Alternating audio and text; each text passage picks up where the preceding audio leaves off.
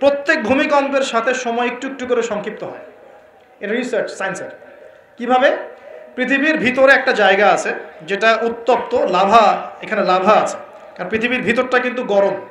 উপরেরটা আমরা যদিও দেখি এরকম শিলা, পাহাড় ইত্যাদি, পৃথিবীর ভিতরে কিন্তু আছে লাভা, যেটা সবাই মোটামুটি জানেন। এর ভিতরে একটা জায়গা আছে, ইনার কোর বলে জায়গাটাকে, একদম ভিতরে। তো এখনকার সাম্প্রতিক গবেষণা বলছে যে ভূমিকম্পগুলোর প্রভাবে, পৃথিবীতে যত ভূমিকম্প হয়েছে এর প্রভাবে ইনার কোর আগে যেদিকে ঘুরতো এখন উল্টা দিকে ঘোরা শুরু করেছে। নাউজুবিল্লাহ।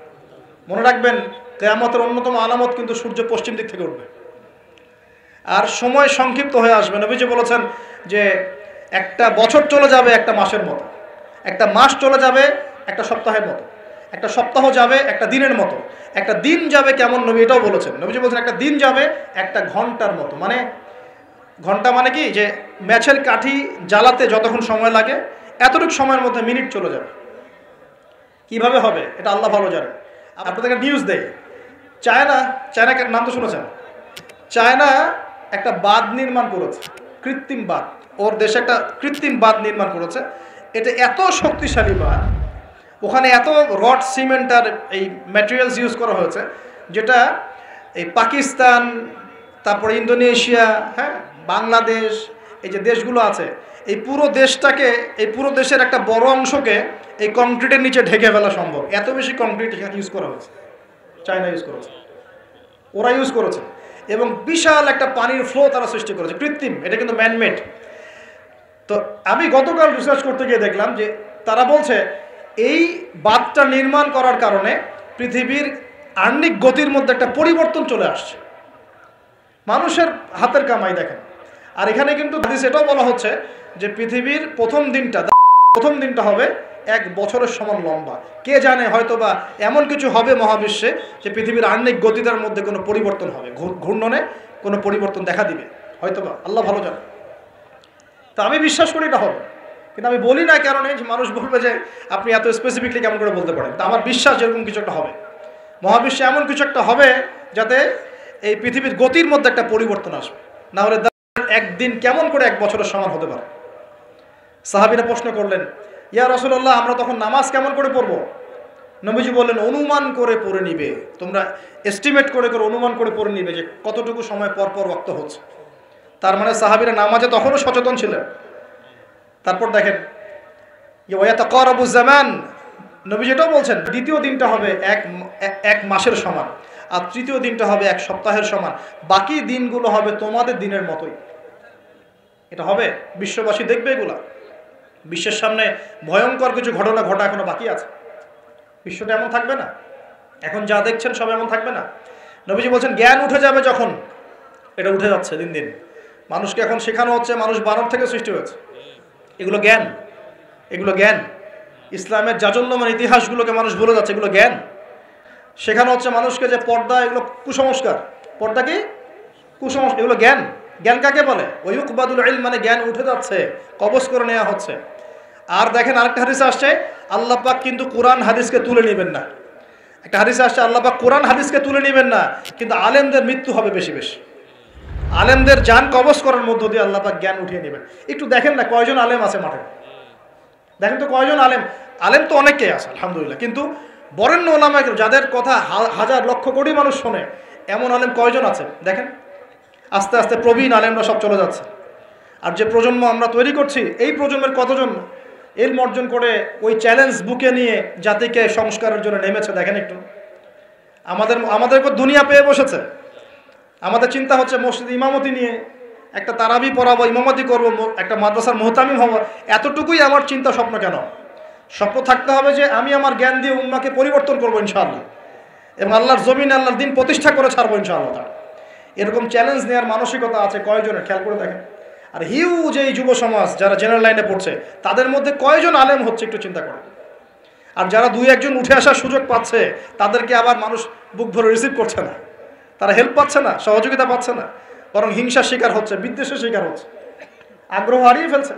তা আমি এখানে এসে কী করবো, আমাকে তো বুকে টেনে নেয় আর কেউ নেয়, এমন মনে হচ্ছে মানুষের কাছে। তো জ্ঞান উঠে যাবে, কিন্তু শুধু কোরআন সুন্নাহ আল্লাহ পাক তুলে নেবেন না, এমনটা আল্লাহ পাক বলেন নাই। আল্লাহ বলেছেন, তার নবীর মাধ্যমে জানিয়েছেন যে আলেমদের মৃত্যু হবে, সংখ্যা কমে যাবে, সংখ্যা বেড়েছে না কমেছে? সত্যি কথা হচ্ছে আলেমদের সংখ্যা, বরেণ্য আলেমদের সংখ্যা কমছে দিন দিন। আর মানুষ অনেক সময় জাহেলদেরকে আলেম বানিয়ে নিচ্ছে। অনেকে কোরআন তেলাওয়াত করতে পারছে না, সে এসে ওয়াজ করা শুরু করছে। আবার বড় বড় মুফতিদেরকে বাহাসও ডাকছে, দেখেন না? একটা আয়াত তেলাওয়াত করতে পারছে না, একটা আয়াত তেলাওয়াত করলে 10টা ভুল হচ্ছে। একটা খুতবা, জুমার খুতবা দিতে গিয়ে 19টা ভুল করে ফেলছে। ইন্নাল হামদুলিল্লাহ এইগুলা বলতেই তার 19টা ভুল হচ্ছে। অথচ সে এখানে স্টেজে বসে বসে মানুষকে ওয়াজ বাহাসের জন্য ডাকতেছে। কত বড় মুফতি আসো, আসো সামনে বসো। তাহলে সত্যি সত্যি এটা হচ্ছে না? জাহেলদেরকে মানুষ আলেমের জায়গা দখল করছে। আমরা এখন আলেম হই নাই, যে শব্দগুলো আমাদের সামনে ইউজ করা হয়, কসম আল্লাহর, এগুলোর সাথে আমাদের কোনো সম্পর্ক নেই। এখন আমরা শুধু তালেবে ইলম আছি। আর আমি দোয়া করি আমি তালেবে ইলম অবস্থায় থাকতে চাই, কারণ জ্ঞানের কোনো শেষ নাই। দোলনা থেকে কবর, জ্ঞান অর্জন করতেই থাকতে হবে। নবী মুসা আলাইহিস সালাম পর্যন্ত জ্ঞান অর্জন করতে গিয়েছেন খিজরের কাছে আলাইহিস সালাম, জান নাই? নবী মুসা আলাইহিস সালাম বলছেন আমি সবচেয়ে জ্ঞানী মানুষ, আল্লাহ পাক বলছেন না, তুমি সবচেয়ে জ্ঞানী মানুষ না, ওই যে আমার বান্দা খিজর, ও জ্ঞানী মানুষ। তখন তিনি বলছেন আমি তার সাথে দেখা করতে চাই, জ্ঞান শিখতে চাই। হাল আত্তাবিউকা আলা আন তুআল্লিমানি মিম্মা উল্লিমতা রুশদা। তিনি গিয়ে বলছেন আমাকে কি আপনার সাথে রাখবেন? আল্লাহ পাক আপনাকে যা শিখিয়েছেন তার থেকে কিছু শেখাবেন। কে বলছে? নবী মুসা আলাইহিস সালাম। তো নবী মুসা আলাইহিস সালাম তালেবে ইলম হতে পারেন, আর আমরা কি ইয়া হয়ে গেছি নাকি? তো এই আন্তর্জাতিক খ্যাতি সম্পন্ন হাবিজাবি এগুলো বয়কট করেন, দরকার নাই এগুলো কোনো দরকার নাই। এমনি আমরা তালেবে ইলমই থাকতে চাই। আর আমরা শুধু দায়ী মাত্র, আপনাদেরকে হয়তো দাওয়াত দিতে পারবো, কিন্তু ফিকহের কঠিন মাসআলাগুলো, গভীরতা, এগুলো আমরা বলতে পারবো না, এগুলো মুফতি সাহেবরা বলতে পারবেন। তো বরেণ্য ওলামায়ে কেরামদের সংখ্যা কিন্তু কমছে। আমরা দোয়া করি আল্লাহ পাক সমস্ত মাজলুম ওলামায়ে কেরামকে মুক্তিদানের ব্যবস্থা করেন, এবং আল্লাহ পাক বাংলার জমিনে আলেমদেরকে দিয়ে ভরিয়ে দিন ইনশাআল্লাহ। আর জাহেলদেরকে আল্লাহ পাক আলেমের জায়গায় আনা থেকে আমাদেরকে হেফাজত করুন বলি। আর আমাদের সবাইকে এই ট্রল পাগল হলে চলবে না, ইস্যু পাগল হলে চলবে না, সমালোচনা সংস্কৃতি লালন করা যাবে। আপনি মানুষ তৈরি করেন, মানুষ তৈরি করা অনেক কঠিন, নামিয়ে দেওয়া সহজ। আমরা এই জায়গায় আসতে অনেক কষ্ট করতে হয়েছে, কিন্তু নামানো কিন্তু খুব সহজ। একটা ইস্যু দিয়ে নামাতে পারে না, একটা ইস্যু সৃষ্টি করে নামাতে পারে। এই জায়গায় আসতে কিন্তু অনেক কষ্ট করতে হয়। অতএব আল্লাহর দ্বীনের সাথে গাদ্দারি করলে আল্লাহ পাক ছাড়বেন না, কিন্তু এটা মাথায় রাখবেন। আল্লাহ পাক আমাদের সবাইকে বোঝার তৌফিক দান করুন। নবীজি বলছেন কখন এই ভূমিকম্পগুলো আসবে, সিরিজ ভূমিকম্পগুলো কখন আসবে? যখন জ্ঞান উঠে যাবে এবং জালজালা বাড়বে, ইয়াতাকারাবু জামান, জামানা কাছাকাছি চলে আসবে। আরও বলছেন নবীজি যে তোমাদের মাল সম্পদ বৃদ্ধি পাবে, ফায়াফিদু, এবং মাল সম্পদ উপচে পড়বে তোমাদের। দিন দিন দেখছেন না যে যার স্যান্ডেল কেনার টাকা ছিল না, সে এখন উঁচু উঁচু বিল্ডিং তৈরি করতেছে, দেখেন না? এটাই তো নবী সাল্লাল্লাহু আলাইহি ওয়াসাল্লাম হাদিস জিবরিলে কি বলেছেন? ওয়ান তারাল হুফাতাল উরাতাল আলাতা রিয়া আশ-শাইয়্যা তাতাওয়ালুনা ফিল বুনিয়ান। নবীজি বলছেন কিয়ামতের অন্যতম নিদর্শন হচ্ছে সমাজের নগ্ন পদের খালি গায়ের রাখাল শ্রেণীর মানুষ উঁচু উঁচু বিল্ডিং নির্মাণের প্রতিযোগিতা করবে। এমনটা হচ্ছে না? সম্পদ বাড়ছে মানুষের, এটাও একটা কিয়ামতের সাইন। নবীজি আরও বলছেন ওয়াজাহরাতিল কায়নাত ওয়াল মুগান্নিয়াত, এবং বেশি বেশি বাদ্যযন্ত্র এবং নায়িকা নর্তকী এগুলোর সংখ্যা বাড়তে থাকে। বাড়ছে না এগুলো বাড়ছে।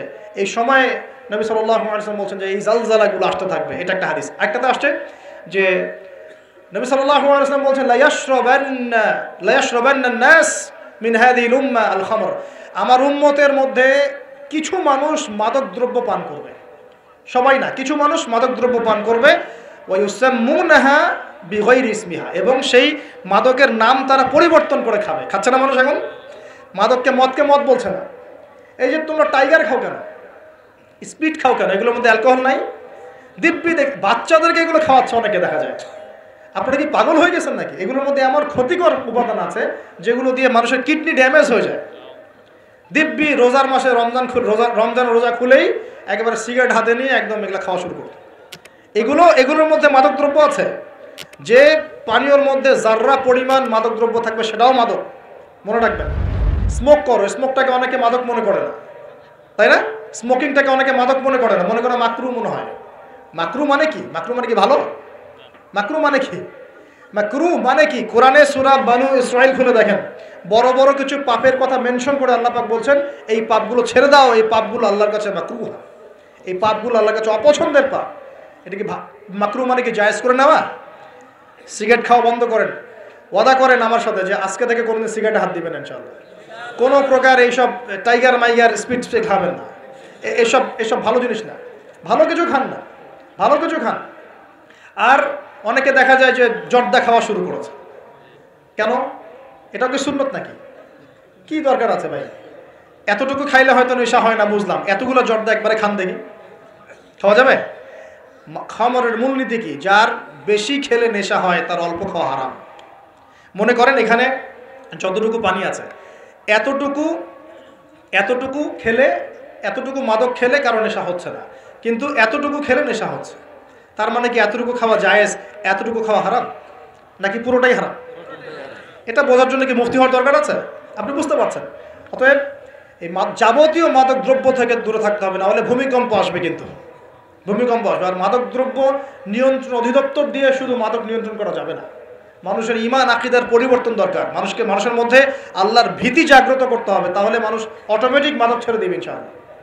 আমরা কি যুবক ভাইদের কাছে ওয়াদা নিতে পারি ইনশাআল্লাহু তাআলা জীবনেও কোনোদিন মাদক খাবো না, জীবনে কোনোদিনও মাদকের ধার কাছে যাবো না ইনশাআল্লাহ। আল্লাহ পাক সাক্ষী থাকুন, আল্লাহ কবুল করুন, আমিন। প্রিয় ভাইয়েরা, এটা নবীজি বলছেন লা ইয়াশরাবান্নান নাস মিন হাযিহিল উম্মতি খামরুন, আমার উম্মতের কিছু মানুষ খামর মাদক পান করবে, ওয়া ইউসাম্মুনাহা বিগায়রি ইসমিহা, এর নাম রাখবে ভিন্ন, অন্য নামে ডাকবে, মাদক বলে ডাকবে না। আর কি করবে? ওয়া ইউযাফু আলা রুউসিহিম, তাদের মাথা, এটা বোঝেন একটু ভালো করে, ওয়া ইউযাফু আলা রুউসিহিম, তাদের মাথার কাছে থাকবে মাআজিফ, ইউযাফু আলা রুউসিহিমুল মাআজিফ। মাআজিফ মানে হচ্ছে বাদ্যযন্ত্র। মাআজিফ মানে কি? বাদ্যযন্ত্র। এখন বলেন তো, মাথার কাছে বাদ্যযন্ত্র থাকবে মানে কি? কি বুঝলেন? কে বলেছে? ইয়ারফোন, ব্লুটুথ, এই যে আপনি যে মাথায় কানে দিয়ে রাখছেন, মাথায় আছে না? দেখেন নবী সাল্লাল্লাহু আলাইহি ওয়াসাল্লাম কতদিন আগে, 1400 বছর আগে এই হাদিস বলে গেছেন যে ওই সময় আমার উম্মতের একটা অংশ এরকম করে হেডফোন দিয়ে মাথা দিয়ে গান শুনবে, কানের ভিতরে গান, মিউজিক চলবে, চলছে না? ওয়াল মুগান্নিয়াত, এবং তারা গায়িকা নায়িকা নর্তকী নাচাবে, নাচায় না মানুষ এখন? শহরগুলোতে গিয়ে দেখেন, খালি গায়িকা নর্তকীর, শহরে যাওয়া লাগে, ফেসবুক ইউটিউব ঢুকলেই তো দেখা যায়, সবখানেই নাচতে আছে আর কি। রাস্তাঘাট, ব্যাংক ব্যালেন্স, অফিস আদালত, সব জায়গায় নগ্নতা বেপরদামি চলে পড়ছে। রাস্তাঘাট, বাস, ট্রাক, যেখানে যাবেন সেখানে। কোথায়? ডানে তাকাবেন ডানে, বামে তাকালে বামে, সামনে তাকালে সামনে, পিছনে পিছনে। মেয়েদেরকে নিয়ে আমি কালকে লেকচার দিব ইনশাআল্লাহ, ওদেরকে অনেক কিছু বলার আছে, অনেক কিছু বলার আছে। কারণ সমাজের একটা বড় ক্ষতি হচ্ছে এদের কারণে, সমাজের একটা বিশাল ক্ষতি হচ্ছে বেপরদা মেয়ের কারণে। বহু দিনদার পরহেজগার যুবক পর্যন্ত ঈমান হারাচ্ছে এদের কারণে। আর বাসায় তো এদের বাপ নাই মনে হয়, বাপ নাই, ভাই নাই, স্বামী নাই, কেউই নাই, এদেরকে বোঝানোর কেউ নাই। অনেক দিনদার ছেলে পর্যন্ত এদের ফিতনায় দিন হারিয়ে ফেলছে। বারবার বলি তোমাদেরকে যে একটা হালাল রিজিকের সোর্স তৈরি করো, তাড়াতাড়ি বিয়ে করে ফেলো। বিয়ে ছাড়া চাহিদা, লজ্জাস্থানের হেফাজত, এগুলো করার কোনো বিকল্প কোনো পথ নাই, বিকল্প কোনো পথ নাই। যে পথগুলো দেখা যায় এগুলো হতাশা আরও বাড়ায় দিবে, এগুলো আপনাকে আরও জানোয়ার বানায় ফেলবে ভিতর থেকে। যুগ চলছে, মেয়েদের ইজ্জত আবরু রক্ষা করা খুব চ্যালেঞ্জের কাজ। মেয়েদের ইজ্জত আবরু রক্ষা করা এত চ্যালেঞ্জ। একটা ছেলে হাফেজ হতে গিয়েছে মাদ্রাসায়, তার সাথে যদি টিচার এরকম কাজ করে, এই টিচারকে জাতির সামনে এনে ফাঁসি দেওয়া দরকার। তখন সবার একটা আক্কেল হবে, শিক্ষা হবে। পাপ তো পাপই, আলেম করলেও পাপ, জালেম করলেও পাপ, নাকি ওটা মাফ হয়ে যাবে নাকি? এই ঘটনাগুলো ঘটছে কেন? কেন ঘটবে এই ঘটনাগুলো? আল্লাহ পাক আমাদের সবাইকে বোঝার তৌফিক দান করুন। আর এই ঘটনাগুলো ঘটার অন্যতম কারণ হচ্ছে, যেটা বলছিলাম প্রিয় ভাইরা, এই পাপগুলোর কারণে কিন্তু আল্লাহর শাস্তি নেমে আসে। খমর এক নাম্বার ছিল শিরক, তারপর কুফর, মাপে কম দেয়া, অন্যের সম্পদ আত্মসাৎ করা, মাদকদ্রব্য সেবন করা, এই যে গান বাজনা, বাদ্যযন্ত্র, নর্তকী নাচানো, এগুলোর কারণে কোন শাস্তি আসে ভাই বলেন? আল্লাহর পক্ষ থেকে জালজালা মানে ভূমিকম্প। জালজালা মানে কি? ভূমিকম্প। আর আসবে সিরিজ, মানে বছর জুড়ে চলবে এগুলা। আরেকটা হাদিস বলে শেষ করছি। ও আচ্ছা, এর পরিণতিটা বলে নেই। নবীজি বলছেন ওয়াজআলুল্লাহু মিনহুমুল কিরাদাতা ওয়াল খানাজির, যারা এই কাজগুলো করবে, মানে মাদক খাবে, নাম চেঞ্জ করবে, যারা বাদ্যযন্ত্র নিয়ে রাত কাটাবে, যারা নর্তকী নাচাবে, আল্লাহ রাব্বুল আলামিন এদেরকে একদিন সকালবেলা বানর আর শুয়োর বানিয়ে দিবেন। আর ওয়ায়াকসিফুল্লাহু বিহিমুল আরদ, আল্লাহ পাক জমিন সহ ওদেরকে ধসিয়ে দিবেন, এই যে ভূমিধস। আরেকটা হাদিস আসছে তিরমিজির মধ্যে, 2211 নম্বর হাদিস। নবী সাল্লাল্লাহু আলাইহি ওয়াসাল্লাম বলেছেন, এটা শেষ হাদিস আজকে আমাদের লেকচার। নবীজি বলছেন, বলেন সাল্লাল্লাহু আলাইহি ওয়াসাল্লাম, নবীজি বলছেন যে ইদা তুখিযাল ফাইউদুলান, একটু ভালো করে হাদিসটা শুনবেন, একটু বড় হাদিস। এই হাদিসটা আমাদের আজকের পুরো জিনিসটার কনক্লুশন নিয়ে আসবে। কোন কোন পাপগুলো ছাড়লে পরে আমরা আল্লাহর আযাব ছাড়তে পারবো, গজব থেকে বাঁচতে পারবো, আর কোন কোন পাপে লিপ্ত থাকলে পরে আল্লাহর গজব আসবেই, কোনো মাফ নাই। শেষ হাদিস মনোযোগ দিয়ে শোনেন। নবী সাল্লাল্লাহু আলাইহি ওয়াসাল্লাম বলছেন, ইদা তুখিযাল ফাইউদুলান, যখন দেখা যাবে যে গনিমতের মাল বা রাষ্ট্রীয় সম্পদ যেগুলো আছে, বুঝতে পারছেন, গনিমতের মাল, রাষ্ট্রীয় সম্পদ, এগুলোকে মানুষ ব্যক্তিগত সম্পদ মনে করে খাওয়া শুরু করবে। হয়েছে কি হয় নাই? কথা বলেন। এই সিচুয়েশন আসছে কি আসে নাই? একটা হাতি আসতে থাকে উপর থেকে, হাতি আস্তে আস্তে আস্তে আস্তে মাছি হয়ে যায়, হয় না? এটা হয় কি না? এটা শাস্তি সম্পর্কে আল্লাহ পাক অন্য জায়গায় বলেছেন এবং নবী হাদিসেও বলেছেন যে যা আত্মসাৎ করবে সেটা কিয়ামতের দিন তার ঘাড়ে চাপিয়ে দেওয়া হবে। কিয়ামতের মাঠে উঠে দেখবেন বহু মানুষ কাঁধের মধ্যে রিলিফের টিন নিয়ে বসে আছে, বহু মানুষ কাঁধের মধ্যে রিলিফের গম নিয়ে বসে আছে, বহু মানুষ কাঁধের মধ্যে দেখবেন যে বন্যার্তদের ত্রাণের যে কম্বল, এই যে ত্রাণের বিষয়গুলো কাঁধে নিয়ে বসে আছে, রাস্তার কন্ট্রাক্টরের টাকা পয়সা কাঁধে নিয়ে বসে আছে।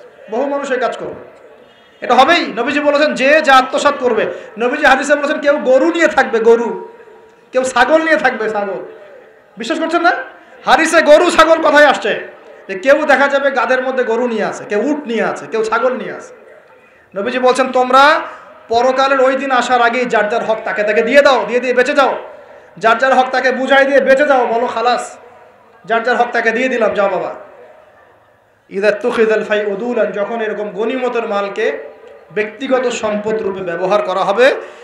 ওয়াল আমানাতু, এবং আমানতকে, ওয়াল আমানাতু মাগরামান, আমানতটাকে মাগনামান মানে গনিমত মনে করা হবে, আমানতটাকে গনিমত মনে করা হবে। ওয়াল আমানাতু মাগনামান, আমানতকে গনিমত মানে আমানত রাখা হয়েছে, ও খেয়ানত করে ফেলবে, লুটি পড়ে খেয়ে ফেলবে।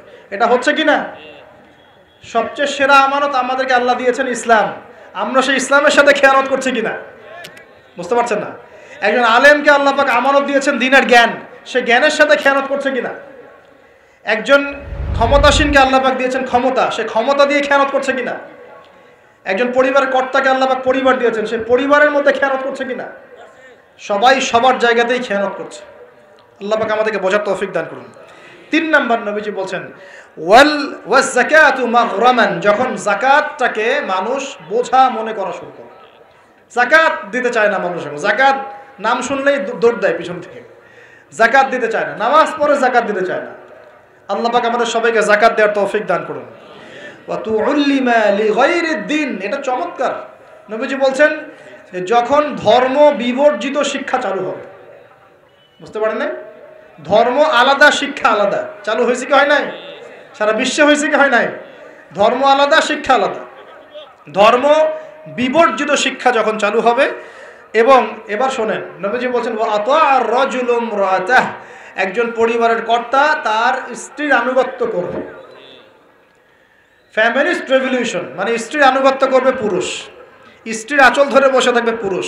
শুধু তাই না, ওয়াক্কা উম্মাহ, এবং তার মায়ের সাথে খারাপ ব্যবহার করা শুরু করবে। মাকে প্রাধান্য না দিয়ে বউকে প্রাধান্য দিবে এবং তার আঁচল ধরে বসে থাকবে। এই সময় আসে নাই? আচ্ছা, হিসাব করতে থাকেন, মিলাতে থাকেন। নবীজি বলছেন ওয়াদনা সাদিকা, বন্ধু বান্ধবদেরকে কাছে টেনে নিবে, বন্ধু বান্ধবদেরকে কাছে টেনে নিবে। ওয়াকসা আবা, এবং তার বাবাকে দূরে ঠেলে দিবে। হয়েছে কি হয় নাই? যুবকরা বলো, এটা হয় নাই? বাবাকে দেখলে কয়েকদিন সালাম দেয়, বাবার সাথে কতজনের ভালো সম্পর্ক আছে? বন্ধুর সাথে যা বাবার সাথে তা নয়। অথচ বাবা এবং ছেলের সম্পর্ক হওয়া উচিত বন্ধুত্বপূর্ণ। তোমার সবচেয়ে সেরা বন্ধু হবে তোমার বাবা, তোমার সবচেয়ে সেরা বান্ধবী হবে তোমার মা এবং তোমার বোন।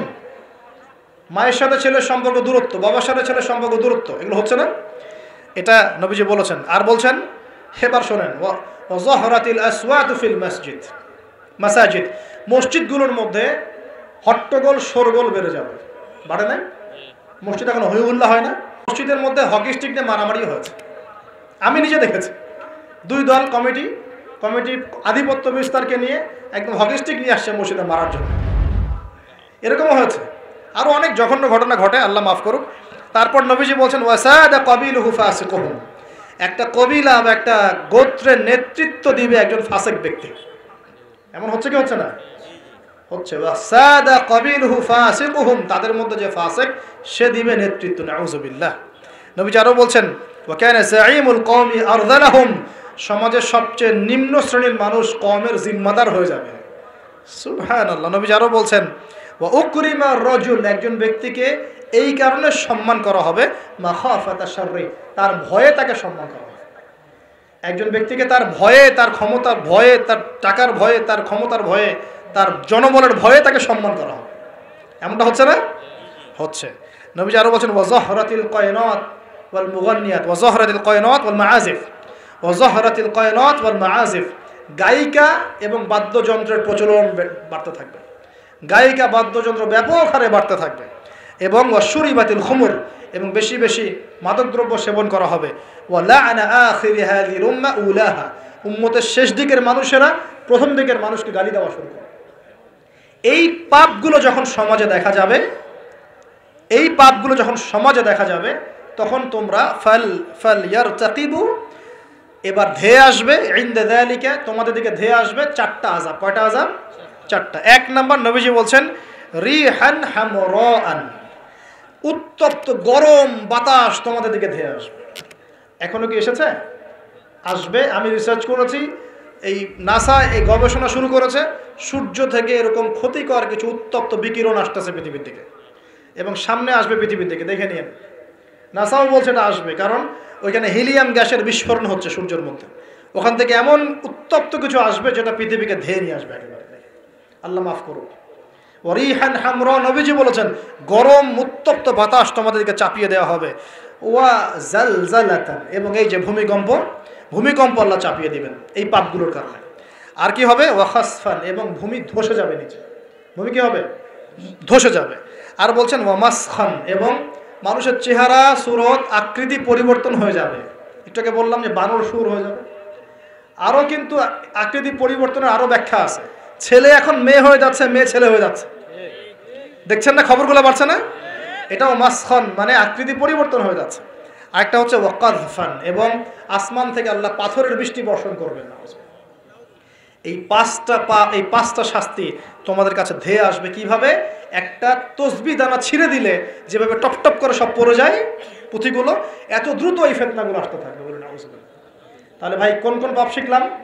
আজকের এই ছোট্ট আলোচনা আমরা শিখলাম যে শুআয়ব আলাইহিস সালামের কওমকে সর্বপ্রথম ধ্বংস করা হয়েছে ভূমিকম্প দিয়ে। যে ভূমিকম্প আমরা এখন আমাদের সামনে দেখছি, এবং আশঙ্কা করা হচ্ছে বাংলাদেশের দিকেও বড় কোনো ভূমিকম্প হবে, এটা আশঙ্কা করা হচ্ছে। এবং ভূমিকম্প প্রবণ এলাকাগুলোর মধ্যে সিলেটও আছে। আপনাদের সিলেট, চট্টগ্রাম, এই বার্মার এই রুট আছে, এদিকে রংপুর, ঢাকা তো এগুলো তো আছেই। এবং সবচেয়ে বেশি ক্ষতির মধ্যে পড়তে পারে ঢাকা শহর। আল্লাহ না করুক তো দোয়া করছে, কিন্তু পাপ তো ঠিকই করছে। আল্লাহ না করুক যদি এরকম 5 থেকে 6 মাত্রাটা কোনো ভূমিকম্প হয়েছে, যার উৎপত্তি স্থল বাংলাদেশের কাছাকাছি, তাহলে দেখবেন আল্লাহ না করুক লক্ষ লক্ষ মানুষ মারা যাবে। নাউজুবিল্লাহ।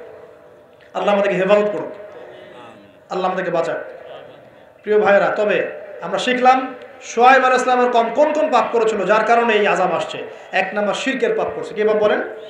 আমরা আল্লাহর কাছে তওবা করছি, আল্লাহ আমরা যত রকম শিরকের পাপে ছিলাম আল্লাহ তোমার কাছে তওবা করলাম, এবং আজীবন শিরক মুক্ত আমল নিয়ে চলবো ইনশাআল্লাহ। 2 নাম্বার, তারা কুফরি করতো, আমরা সমস্ত কুফরি থেকে আল্লাহর কাছে তওবা করছি, আল্লাহ আমাদেরকে কুফরি মুক্ত আমল করার তৌফিক দান করুন। 3 নাম্বার, তারা মাপে কম দিত। আমরা যারা ব্যবসা করব বা অর্থনৈতিক জীবন চালাবো, কোনোদিনও মাপে কম দেবো না ইনশাআল্লাহ। আল্লাহ আমাদেরকে হেফাজত করুন, বোঝার তৌফিক দান করুন। 4 নাম্বার, তারা পাপ করেছিল অন্যের সম্পদ অন্যায়ভাবে আত্মসাৎ করত। এই কাজটা আমরা করতে যাব না ইনশাআল্লাহ। আল্লাহ পাক আমাদেরকে হেফাজত করুন বলি আমি। আর এই উম্মতে মুহাম্মাদি আর কি কাজ করবে যার কারণে এই পাপ আসবে? 1 নাম্বার হচ্ছে তারা কি করবে? রাষ্ট্রীয় গনিমতের মালগুলোকে নিজের করে ভোগ করা শুরু করবে। আল্লাহ আমাদেরকে এই দুর্নীতি থেকে বাঁচাক বলি আমি। আর কি করবে? তারা আমানত রাখা হলে লুটপাট করে খেয়ে ফেলবে। আল্লাহ পাক আমানতের খেয়ানত করা থেকে আমাদেরকে বাঁচাক। আর কি করবে? তারা জাকাতটাকে বার্ডেন মনে করবে, জাকাত দিতে চাবে না। আল্লাহ আমাদেরকে জাকাত দেওয়ার তৌফিক দান করুন। আর কি করবে? তারা ধর্ম বিবর্জিত জ্ঞান শিক্ষা করবে। আল্লাহ পাক আমাদেরকে ধর্মীয় জ্ঞান শেখার তৌফিক দান করুন। আর কি করবে? 5 নাম্বার, তারা এই বাড়ির পুরুষরা মেয়ে স্ত্রীদের আঁচল ধরে বসে থাকবে, মাকে কষ্ট দিবে। আল্লাহ পাক আমাদেরকে মায়ের হক আদায় করার তৌফিক দান করুন। আল্লাহ পাক সবার হক আদায় করার তৌফিক দান করুন, স্পেশালি মায়ের হক আদায় করার তৌফিক দান করুন। আর কি করবে? সে বন্ধু বান্ধবদেরকে কাছে টেনে নেবে, নিয়ে বাবার সাথে খারাপ ব্যবহার করা শুরু করবে। আল্লাহ পাক আমাদের সবাইকে পিতাদেরকে সম্মান করার তৌফিক দান করুন। আর কি করবে সে? বলেন আমার সাথে, ভুলে গেছেন? আর কি করবে? তারপরে সমাজের যে ব্যক্তি সবচেয়ে ফাসেক, সে সমাজের নেতৃত্ব দিবে। আল্লাহ পাক এরকম ফাসেকদের নেতৃত্ব থেকে আমাদেরকে বাঁচাক বলে। সমাজের সবচেয়ে নিম্ন শ্রেণীর মানুষ জিম্মাদার হয়ে যাবে সমাজের, এখান থেকে আল্লাহ পাক আমাদেরকে বাঁচাক। মানুষ সম্মান করবে মানুষকে ভয় করে, আল্লাহ পাক মন থেকে সম্মান করার তৌফিক দান করুন এবং সম্মান পাওয়ার যোগ্য হওয়ার তৌফিক দান করুন। আর কি করবে? তারা মাদকদ্রব্য পান করা শুরু করবে। আল্লাহ পাক আমাদের সবাইকে মাদকদ্রব্য ছেড়ে দেওয়ার তৌফিক দান করুন। আর কি করবে? তারা মেয়ে নর্তকী নাচাবে, গায়িকা নর্তকী নাচাবে। এসব গায়িকা নর্তকী থেকে আল্লাহ আমাদেরকে বাঁচাক। আর কি করবে? তারা কানের উপরে বাদ্যযন্ত্র প্লে করবে, মানে বাদ্যযন্ত্র নিয়ে সময় কাটাবে। আল্লাহ পাক আমাদেরকে সমস্ত বাদ্যযন্ত্র ত্যাগ করার তৌফিক দান করুন। এবং শেষ জামানার মানুষরা প্রথম জামানার মানুষকে অভিশাপ দেবে। আল্লাহ পাক আমাদেরকে সলফে সালেহিনের মতো মানুষ হওয়ার তৌফিক দান করুন। এবং সর্বশেষ যে বিষয়টা, সেটা হলো যে মাদকদ্রব্য পান করে এর নাম রাখবে ভিন্ন। যখন এমন কাজ মানুষ করবে তখন ধেয়ে আসবে গরম বাতাসের আযাব, ভূমিকম্প, জালজালা, সিরিজ ভূমিকম্প, আরও ধেয়ে আসবে মহামারী, আরও ধেয়ে আসবে খসফুন, মানে একদম ধসে যাবে জমি, কযফান, আকাশ থেকে পাথর বর্ষণ, মাসখান এবং চেহারা বিকৃতি। আল্লাহ রাব্বুল আলামিন আমাদের সবাইকে আল্লাহ পাকে নিজ অনুগ্রহে মাফ করে দেন এবং এই ধরনের পাপ থেকে বেঁচে থাকার তৌফিক দান করে। যে পাপগুলো করলে আল্লাহর আযাব নেমে আসে, এই পাপগুলো থেকে আল্লাহ আমাদের সবাইকে হেফাজত করেন বলি আমিন। আকুলু কওলি হাযা আস্তাগফিরুল্লাহ লি ওয়া লাকুম ওয়া লিসাইরিল মুসলিমিন। বারাকাল্লাহু লানা ওয়া লাকুম বিল আয়াতিল হাকীম ইন্নাহু তাআলা জাওয়াদুল কারীম ওয়া রাউফুর রহিম।